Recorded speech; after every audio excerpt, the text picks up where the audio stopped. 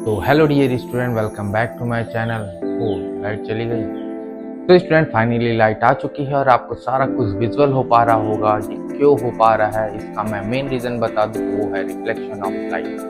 Reflection of light की वजह से ही आपको सारा कुछ विजुअल हो पा रहा होगा, हमारे आसपास की चीजें आपको अच्छी से दिख रही होंगी। तो फटाफट हम लोग जानते हैं रिफ्लेक्शन ऑफ लाइट को, और आज का टॉपिक भी हमारा है रिफ्लेक्शन ऑफ लाइट। अगर हम बात करें एनसीईआरटी पैटर्न पे, तो reflection of light and refraction of light दोनों एक ही चैप्टर में कंबाइन होते हैं।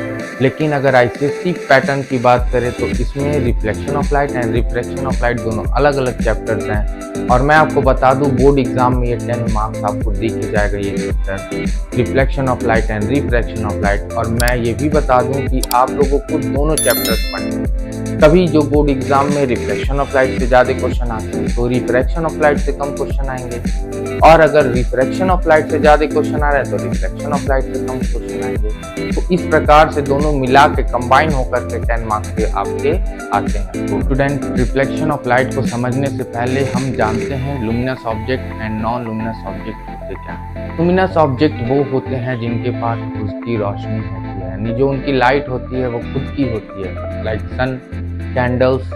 ठीक है, ये क्या होता है, अपनी खुद की रोशनी से ये चमकते हैं। और जबकि नॉन लुमिनस ऑब्जेक्ट वो ऑब्जेक्ट होते हैं जिनके पास खुद की लाइट नहीं होती है। ये लुमिनस ऑब्जेक्ट के थ्रू क्या होते हैं, ये चमकते हैं। जैसे बुक, पेंसिल, कॉपी, ये सब आपको विजुअल तो हो पाते हैं, लेकिन इनके पास जो लाइट है ये खुद की नहीं है। ये क्या हो रहा है, जब इस पे लुमिनस ऑब्जेक्ट से रे निकल रही हैं तब ये जाके हमें दिखाई पड़ती हैं।